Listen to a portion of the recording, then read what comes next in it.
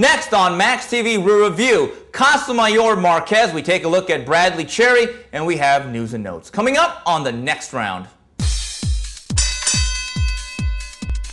And welcome to the next round. Steve, Kim, Doug Fisher talking boxing once again. Another jam-packed show. We begin round number 1 from the MGM Grand, where Juan Manuel Marquez captures the lightweight championship, stopping the rugged veteran Cuban Joel Casamayor in 11 rounds. The semi-main that night, the WBC Junior Middleweight Championship, once again belongs in the hands of Vernon Forrest with a clear-cut 12-round decision over the Latin Snake Sergio Mora. Your scores: 118-109, 117-110, 119-108. Doug, Marquez Casamayor, to me, the first half was exactly the chess match that everyone envisioned. The last 3-4 rounds, I thought, actually became a pretty good fight, and you got to give Marquez credit. Yes, he beat a 37-year-old version of Joel Casamayor, but we talk about pushing guys off that cliff all the time. You got to give Marquez credit because that's exactly what he did at the end of the 11th. Yeah, well, I give him credit for taking on a guy that nobody had really ever beaten decisively. Certainly nobody had ever knocked the man out in the professional ranks, and probably the amateur ranks as well. But what I really give kudos to Marquez is when the fight got interesting in the mid to late rounds, Steve, it was because of what Marquez did. He was the guy who was gambling a little bit. He was the guy who was pressing the issue a little bit. He was the guy trying to land hard lead power shots, whereas the crafty Cuban was laying back and looking to counter with that left hand of his. Casamayor is 37 years old, but he's still dangerous. He proved his toughness in surviving 12 rounds last November with Jose Armando Santa Cruz, and he proved his the dangerous nature against Michael Katsidis earlier this year. So it's a tremendous victory for Juan Manuel Marquez. As you stated at the top of the show, Steve, he gains recognition in a third weight class as a world champion, and so definitely he does something that few Mexican fighters have done before, mainly his two peers from Mexico, Eric Morales and Marco Antonio Barrera. But I really feel with this victory, and let's remember, Joel Casamayor is a guy that Morales never really wanted to fight and Barrera never really wanted to fight, and they never did fight him. I think he solidifies himself as a clear leader in that the three Mexican musketeers of Marquez, Barrera, and Morales. I don't think there's any doubt about it. Going back to the fight itself, I thought it was interesting that if you look at the corner during the fight on the broadcast, Casamayor had a look on his face while they're working over his face on the corner. His nose is bloody, he has a cut on his right eye. He had a look that for the first time in his career, he truly believed in his own heart, this guy is getting the better of me, and from a technical standpoint, I can't figure this guy out. And Doug, I really believe you have to give Marquez credit. Joel Casamayor is certainly not at his apex or his peak, but Doug, this is a far superior Casamayor than the one I saw last November struggle against Santa Cruz. I thought to a certain degree that Casamayor understood the importance of this fight, he understood how good Marquez was, and he got himself into peak optimal condition as much as he could for a 37-year-old hard-living Cuban. But when it was all said and done, I thought Marquez's legs were sturdier, his hands were faster, and his reflexes were just a little bit quicker. His timing was better. He was just a little bit better. Yeah, you know, I think the first 4 rounds of the fight, they could have gone either way. A lot of the ringside press had Casamayor ahead after 4 rounds. You know, some had 4-0 for Casamayor, some had 3-1. I actually had it 2-2 apiece. But it was obvious that Marquez was having trouble catching him. More trouble than we're used to seeing him. We saw Marquez miss more punches than we're used to seeing him miss. He wasn't able to put those punches together. But Marquez began to figure out the tough riddle that is Joel Casamayor by the mid-rounds. And really, Steve, from the 5th round through the 10th round, he was better at timing his opponent than Casamayor was at timing him. And I agree with you. Casamayor realized early in this fight that, hey, this guy is not only just as smart as I am, he might be able to hurt me. I think that's the reason Casamayor stayed on the outside as much as possible. And what I really love is when Marquez finally clipped him with that left hook that put Casamayor down, he closed the show. He made an attempt to knock out Casamayor, and he got the knockout because where the scorecards were at the time of the stoppage, two of the official judges had this fight even, 95 and 95.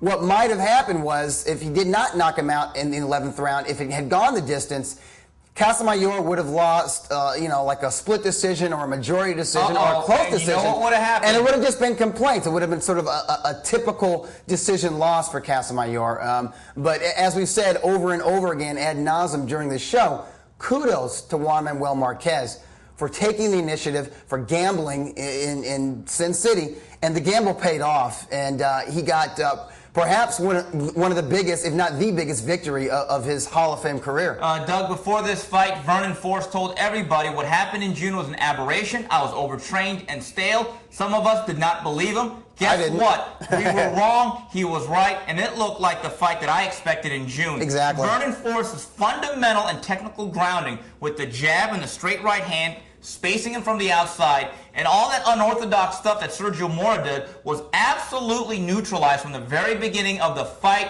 And if Vernon Forrest ever wrote a book, it should be called Boxing 101. Yeah, well, you know what? He's probably the best guy at basic boxing out there.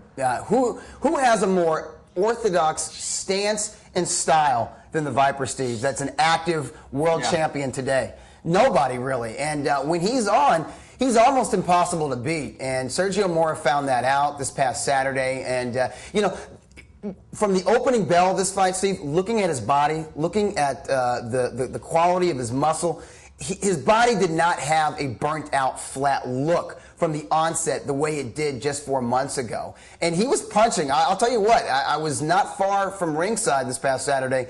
Those were quality punches. I will give Sergio Mora credit for this much.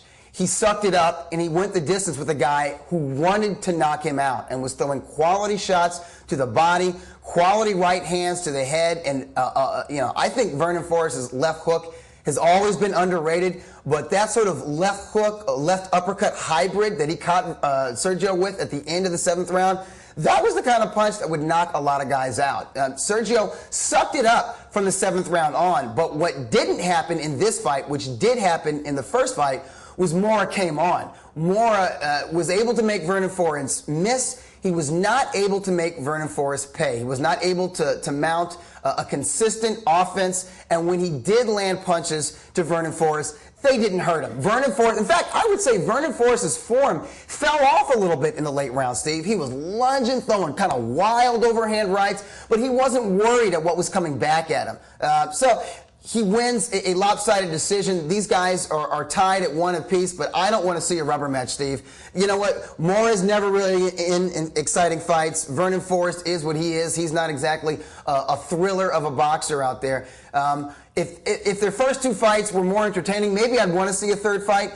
But I'd like to see these guys go their separate ways. I really would. Vernon Forrest is Vernon Forrest, but Sergio Mora, in my opinion, the technical deficiencies that he's been able to get away with, I think hit a brick wall. I think he's already reached his ceiling, and he's going to have to do some things a little bit different, although the case can be made. You are what you are, and square pegs do not die round. But a lot of those things that he was able to get away with in the first fight, simply put, because Vernon Forrest was Vernon Forrest on this particular night, and because he was fundamentally sound, all that stuff got absolutely neutralized. And I think Sergio Mora, at the highest levels of the game, yes, he can be unusual. Yes, he can be unorthodox. But unlike a Prince Nassim Ahmed, he does not have the eraser. Right. So that is the big key. That he actually hit Forrest with a very big right hand. Yes, he did. Late in the fight, But guess what? It really didn't do that much. It didn't do much. It caused some sweat to fly off of Vernon Forrest's head. And, his lack of physical strength and his lack of punching power, even at 154 pounds,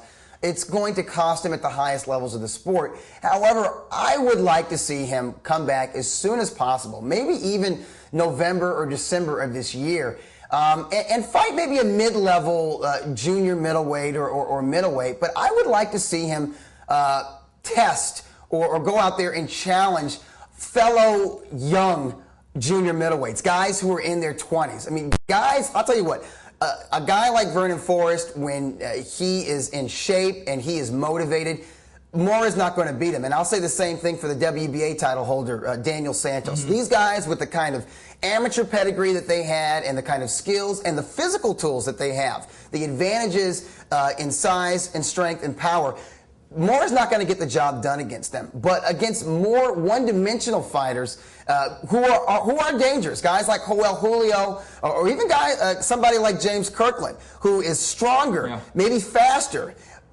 obviously harder hitting than Mora, but one-dimensional in certain ways, or one-dimensional in his thinking and his approach to fighting. It would be interesting to see how those styles match up. As for Vernon Forrest, in a perfect world, that's who Oscar De La Hoya would be fighting. If the business didn't come before the sport, a matchup between Oscar De La Hoya and Vernon Forrest, that's what we'd be seeing out there. We're not going to see that, but I'd love to see Vernon Forrest go up against Daniel Santos, somebody who is just as intelligent as he is, just as skilled technically and in terms of ring savvy, but somebody who also has significant pop. From what I've been told, Vernon Forrest has a phobia, an absolute phobia southpaws, of fighting southpaws. I've heard that from multiple. Well, he wants to stay away from that southpaw. And also, Sergio Mora, to me, the approach. Sergio Mora, in my opinion, has problems staying focused and not getting into the limelight. The fact that for what could be the biggest fight of his life,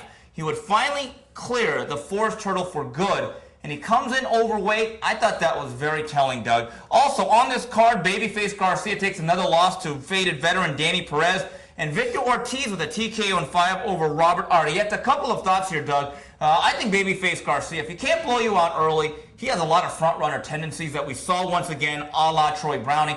As for Victor Ortiz, I think he's a bright prospect, but all this talk of him fighting for a title soon, I think it's premature. Oh, I think he needs a lot more quality rounds. This year has consisted of blowing out Arrieta and then blowing out Dario Assalas. But he was put on the canvas. He was put on the canvas against Dario Assalas, and Assalas is a guy, if you were a real prospect, you blow him out. I mean, Jose Armando Santa Cruz took the guy out in 2 rounds, and he was never threatened. Yeah.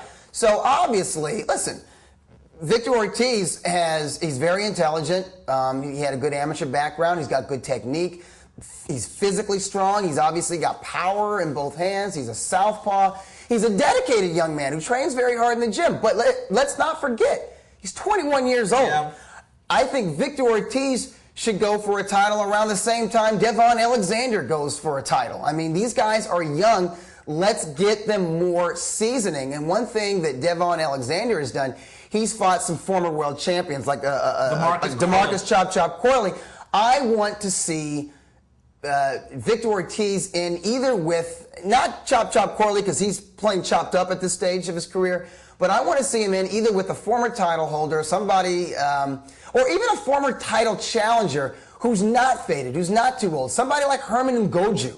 I think that guy's somebody who we know he's not going to blow out, but we also know that he should be more talented. He should be a better boxer. He should be busier. Here's a fight. He should win that fight. But if that's a 10-rounder, that's a hard 10 rounds. Boy, I got an idea. If I'm running HBO and Golden Boy says we need to focus and showcase this kid on HBO's Boxing After Dark, and I know there's no way that they'll make this fight.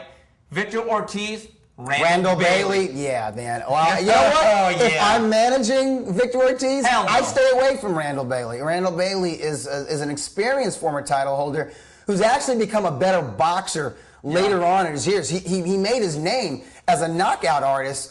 He still has that power, but he's got a nice, powerful jab that sets up that right hand and that left hook. Right hand, which has been a vulnerable spot for the southpaw Victor Ortiz. That's it for round number 1 of the next round. We come back. We take a look at Showtime. And we move on. Round number 2 of the next round. Steve Kim, Doug Fisher talking boxing from Biloxi, Mississippi. It was Showtime.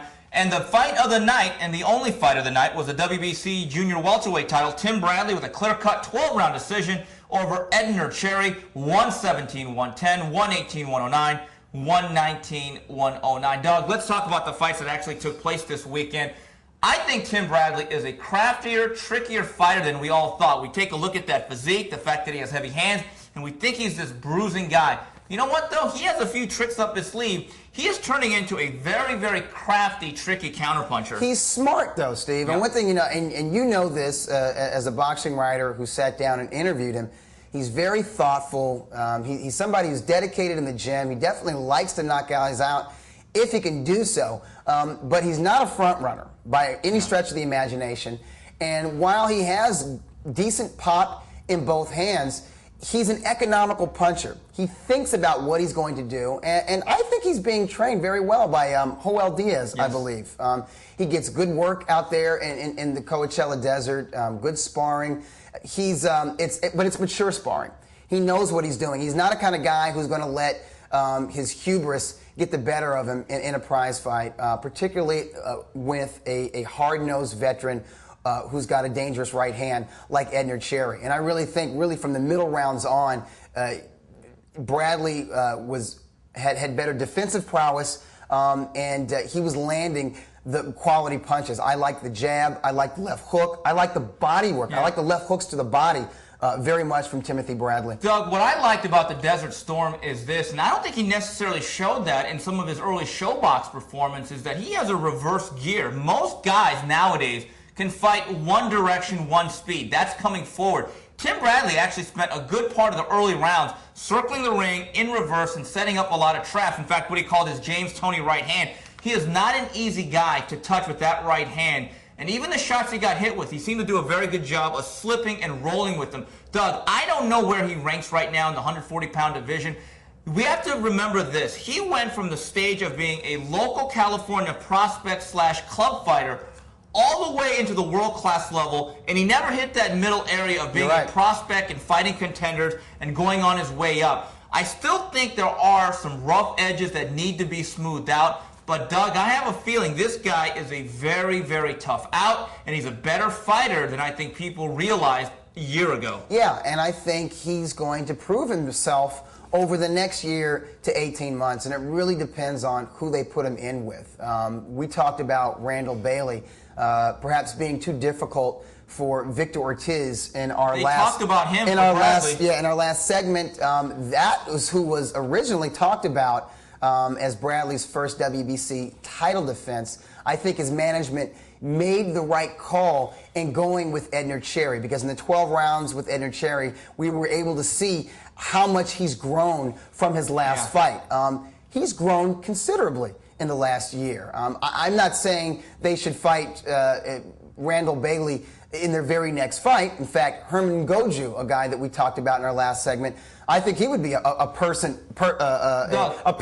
second title defense and somebody that Bradley can show us even more wrinkles in his offensive and defensive game. But I think Randall Bailey is somebody out there who would make for I think that's a Showtime championship boxing worthy showcase, or even an HBO After Dark main event. And it's a dangerous fight, but from what he's showing us, at least in his last fight, Steve, I think I would slightly favor Bradley over Bailey, which is saying a lot, because I have a lot of respect for Bailey. Doug, I don't know where Tim Bradley stands in the 140-pound hierarchy. I think it's too early to tell right now. But as of right now, as we speak, there is no Vince Phillips and Kostya Tszyu in this division. The linear champion is Ricky Hatton. And I'll say this, based on what I saw against Ricky Hatton, Juan Lezcano several months ago, Bradley Hatton, in my book, time and place of their careers, is a 50-50 fight. Doug, the fight that did not happen, a huge buzzkill this weekend.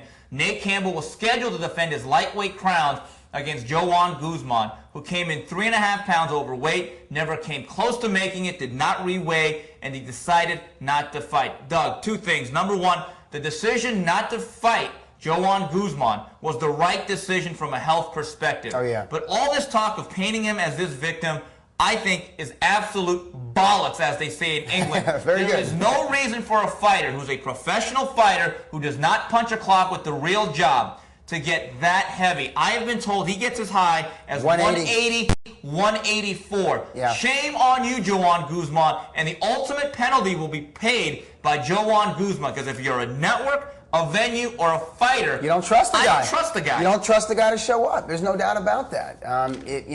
His only job is being a prize fighter. Right. And whether or not he has a fight scheduled, because I know if you were to talk to Joan Guzman, he'd say, well, I had a fight with Alex Arthur. There were fights that fell out. So what? You still got to stay in the gym.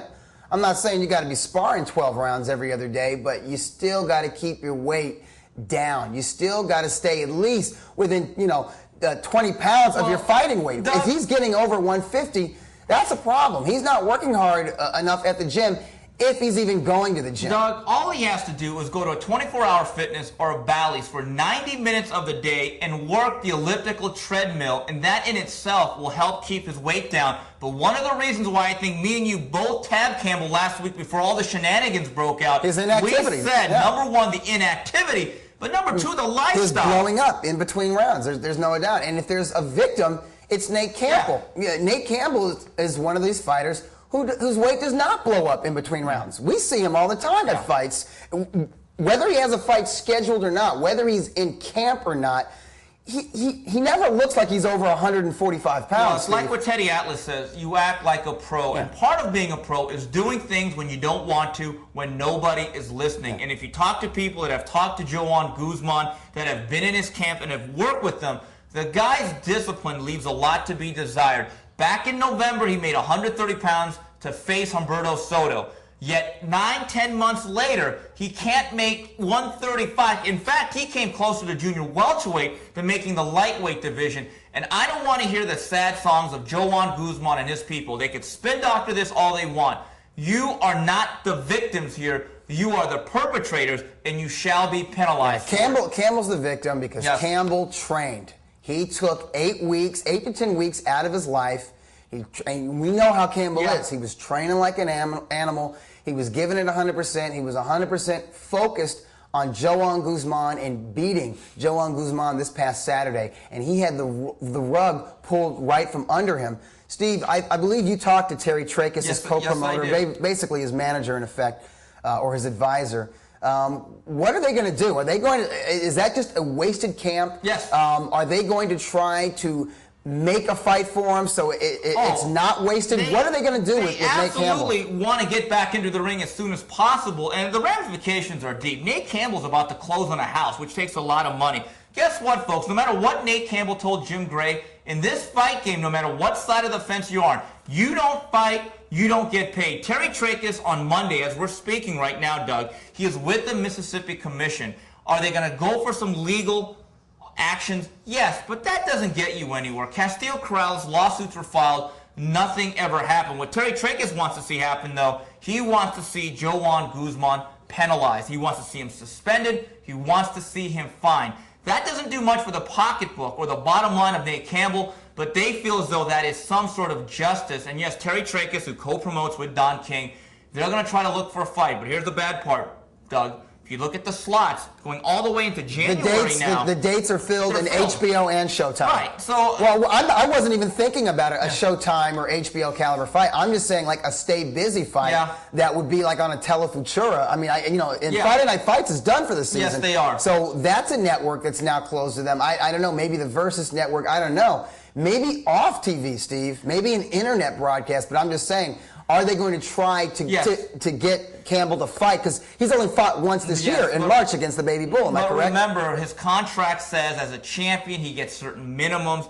Is Nate Campbell willing to take the haircut? That's a very tough thing to tell a fighter that, you know what, you've sacrificed for 8 to 12 weeks, you made the weight, you know what, this other guy we can only pay you $40,000. Yeah, so now we have to take the $20,000. 20, that's really. Very, very difficult thing to ask Nate Campbell. Well, that's it for Showtime. We come back, we go to news and notes. Moving on with news and notes on the next round, taking a look at the fight review on Telefutura. Lucas Matthysse and Rogelio Castaneda, they clash heads. There's a cut, and it's a no contest in 3. And then on Telemundo, Wilfredo Vasquez Jr. improves to 13-0-1. He gets his 11th stoppage with a TKO in 8 over Adolfo Landeros. Doug, once again, Lucas Matthysse is a fighter. It's hard to tell how good he is. I think he's more technically sound, which isn't saying much from the other Matthysse. But again, calling what you don't see. I said that it was a stoppage because of clash of heads.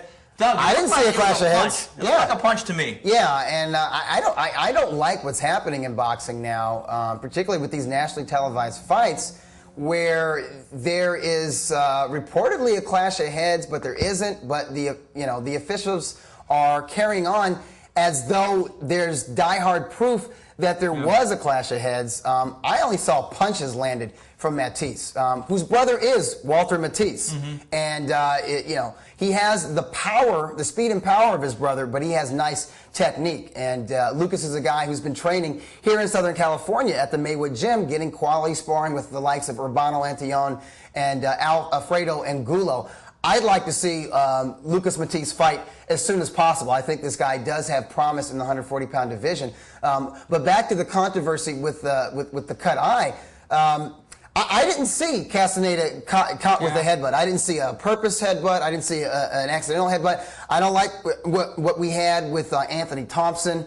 I don't like what we had. There was another fight where there was... well, there's too many of them nowadays, to be honest. The thing is, if the fight is good enough to be televised on national television, we need instant replay. We just need instant replay, at least here in the United States. Instant replay has been used, though. Keenan Collins against Delvin Rodriguez, that was overturned. You had a fight with Terrence Cawthon against Raul Frank. There is a precedent. So when people say there's no instant replay in boxing, they are absolutely wrong. Doug, taking a look at the fight preview. Thursday night in Panama for the WBA Junior Featherweight title, Celestino Caballero gets back into action against Elvis Meja. Then on Telefutura, we have a show featuring Vanes Martirosyan. Doug, here's the thing about Vanes Martirosyan. I know it's Telefutura, so he's going to be matched relatively soft. But you know what, Doug? I'd like to see some improvement and some development from a technical standpoint. Get off the roller skates and start fighting as if you have combat boots. It's another way of saying, set your feet.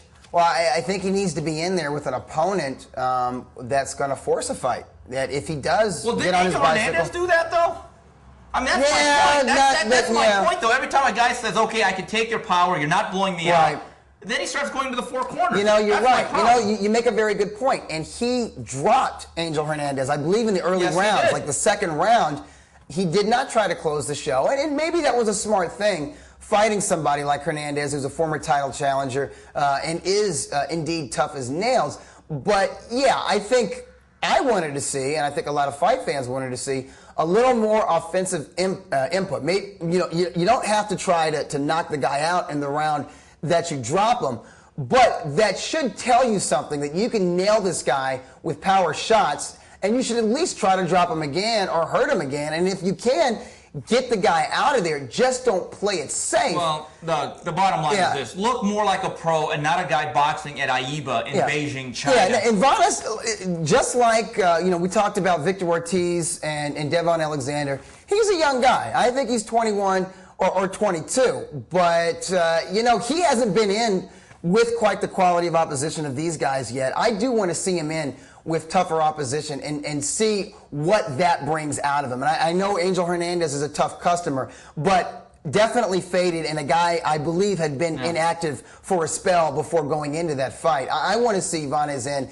next year, getting towards the end of this year.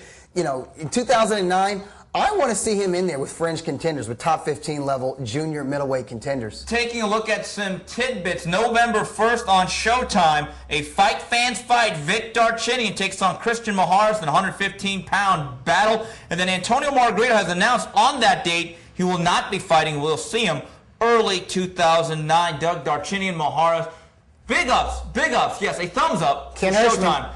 That is a fight fans fight for almost all the marbles at 115. I think the winner should fight Fernando Montiel. But I love this fight. Darchinyan, I think, has a true proverbial puncher's chance. Not where you just have to get lucky, because Mohares, for as slick as he is, he does eat a little bit of leather, and Mohares is a master craftsman. Yeah, master craftsman. This is a difficult task for Vic Darchinyan. Kudos to Darchinyan for wanting this fight. I think most junior bantamweights, and heck, even full-body bantamweights would look at Mohares and say, that guy's a mess. He can fight on the inside. He's busy. He's technically proficient. He's got great balance. He can fight backing up. He can fight off the ropes. He can fight from the outside. Really, the guy has everything but a punch. He doesn't have KO power, and as you said, he can be touched. And I'll tell you, the guys who are able to touch him are guys who are a little bit unorthodox. I thought that Mohares, and I was ringside for his rematch with Katsushige Kawashima in Tokyo, Japan, And Kawashima made that fight competitive. He came on really hard in the middle rounds of that bout. And the reason was he wasn't setting those power punches up with a jab. He was able to explode at awkward angles. And sometimes he was punching off the wrong foot, and that sort of threw Matthysse off. But the thing that really made Kawashima effective against Matthysse that I noticed was that Kawashima was the faster fighter. I don't know if Darchinyan is a faster fighter, a faster puncher than Matthysse. I do think the unorthodox nature of Darchinyan and his power make him very live in this fight that I would definitely favor Matthysse. Here's the difference. I picked Kirilov to beat Darchinyan about a month ago. The difference is I think that Kirilov is a faded fighter on the other side of the hill who simply and a smaller guy. Could not pull the trigger. Yes. Matthysse has great reflexes. He could pull the trigger like that. Doug, Antonio Margarito, I thought it was an interesting decision for them not to fight. Here's an interesting stat on the Tijuana Tornado. It has been 7 years, the year 2000, since Antonio Margarito has fought more than twice. Yep. In a calendar year. Yeah. Doug, I thought this was a golden opportunity to get back in there, to market yourself, and ride the momentum of the Cotto victory. But I'm hearing two things from Sergio Diaz. Number one, they didn't really know who the opponent was going to be. And number two, he also admitted, man, my guy became a fat ass. He couldn't believe how big you saw in Puerto Rico. Antonio Margarito looked just huge. And he's not fat, though. He's solid. Yeah, he's big, but I tell you what, he looks like a super middleweight. Yeah. And hey, he's an honest guy, and I ask questions. Said he's about 168, 170.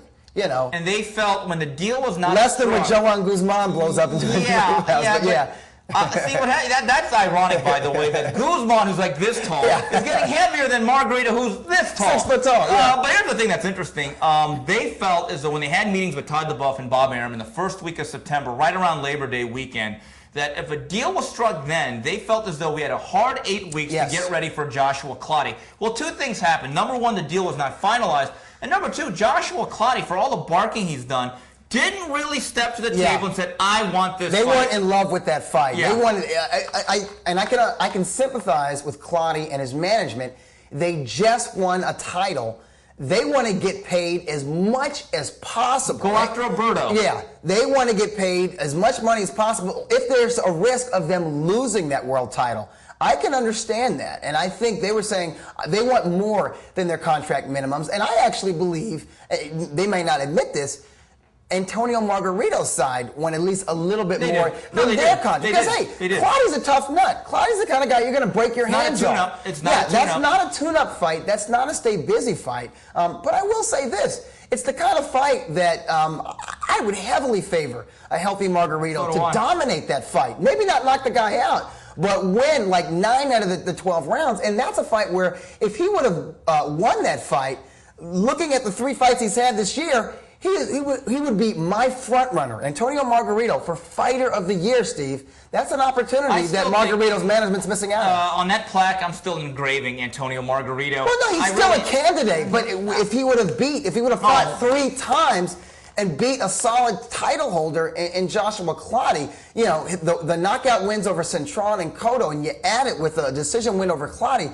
I think he's the solid favorite for Fighter of the Year, and now that's not so sure. Looking ahead, I also think there's a benefit though. The Cotto fight, even though he was the winner, was very physical, so the extra rest is not going to hurt him. I also believe if they're going to fight in early January or February, and Arum's already said him and Cotto will fight around the same period of time, we'll have a June rematch. What I find a little bit head-scratching from the Cotto perspective, but the fight that I would want in June is not a guy that's a B-level guy.